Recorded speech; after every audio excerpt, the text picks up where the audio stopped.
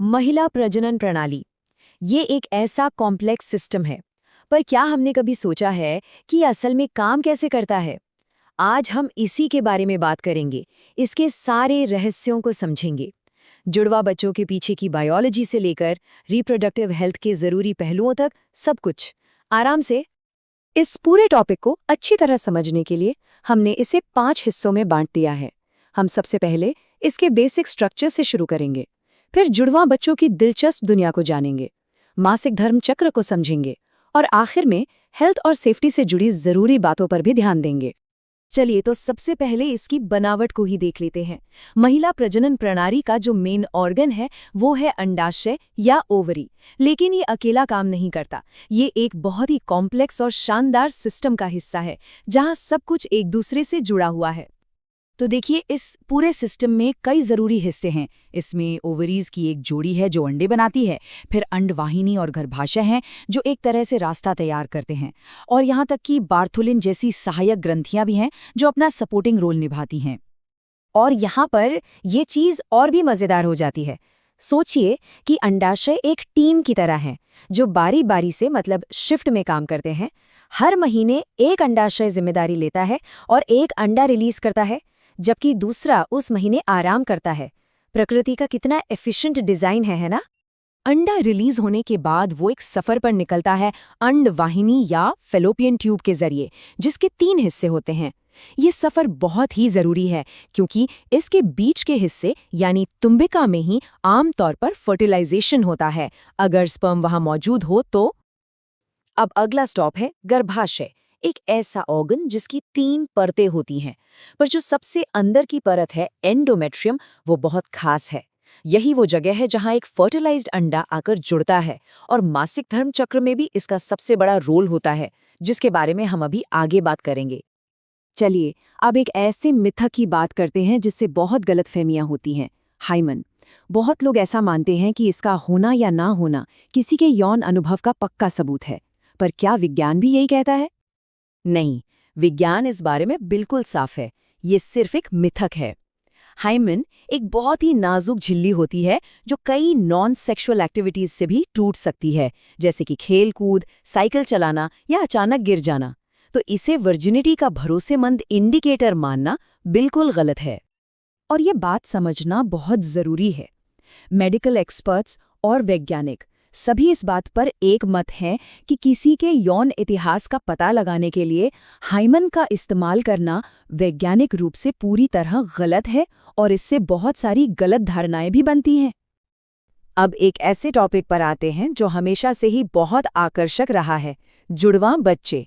हमने ये तो जान लिया कि आमतौर पर हर महीने सिर्फ एक अंडाशय ही एक्टिव होता है, पर सोचिए तब क्या होता है जब प्रकृति अपने ही नियमों को थोड़ा बदल दे और दोनों अंडाशय एक ही समय में एक एक अंडा रिलीज कर दें। बस यहीं से 2 तरह के जुड़वां बच्चों का जन्म होता है। फ्रेटर्नल ट्विन्स तब होते हैं जब 2 अलग अलग अंडे 2 अलग अलग स्पर्म से फर्टिलाइज्ड होते हैं, मतलब वो जेनेटिकली बस सगे भाई बहन जैसे होते हैं। और दूसरी तरफ है आइडेंटिकल ट्विन्स, जो कुदरत का एक छोटा सा करिश्मा है। यहाँ एक ही फर्टिलाइज्ड अंडा 2 हिस्सों में बंट जाता है, जिससे जेनेटिकली बिल्कुल एक जैसे 2 इंसान बनते हैं। चलिए अब इस सिस्टम के टाइम के साथ काम करने के तरीके को देखते हैं। मासिक धर्म चक्र या मेंस्ट्रुअल साइकिल, ये कोई रैंडम प्रोसेस नहीं है, बल्कि एक बहुत ही सटीक बायोलॉजिकल रिदम है जो हर महीने शरीर को एक संभावित प्रेगनेंसी के लिए तैयार करती है।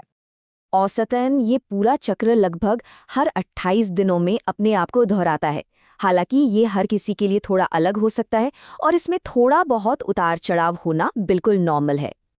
इस चक्र की जो शुरुआत होती है उसे मेनार्की कहते हैं, और ये रिप्रोडक्टिव फेज में एंट्री का साइन है। और जब ये चक्र प्राकृतिक रूप से खत्म होता है उसे मेनोपॉज कहते हैं, जो जीवन के एक नए फेज में जाने का संकेत है।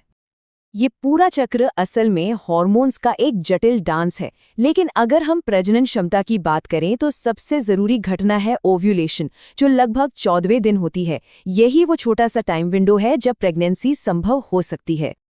तो इस बायोलॉजी को समझना तब तक अधूरा है जब तक हम इससे जुड़े हेल्थ रिस्क्स पर बात ना करें।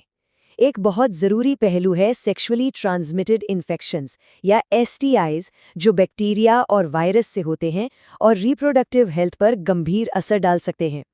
इन इन्फेक्शंस में गोनोरिया और सिफिलिस जैसे बैक्टीरियल इन्फेक्शन भी आते हैं, जिनका इलाज मुमकिन है, और HIV जैसे वायरल इन्फेक्शन भी, जो शरीर के इम्यून सिस्टम पर हमला करता है और एड्स जैसी जानलेवा बीमारी का कारण बन सकता है। अच्छी खबर ये है कि STIs और अनचाही प्रेगनेंसी दोनों से बचने के लिए हमारे पास असरदार तरीके मौजूद हैं।